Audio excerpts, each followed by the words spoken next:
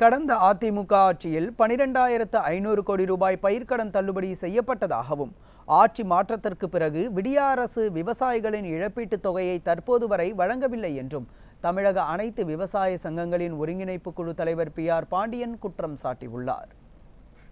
தமிழ்நாடு அரசு அதற்கு திட்டமிட்டு பிப்ரவரி 15 வரையிலும் உடனடியாக மேட்டூர் அணையிலிருந்து காவிரி நீரை விடுவிக்க வேண்டும்.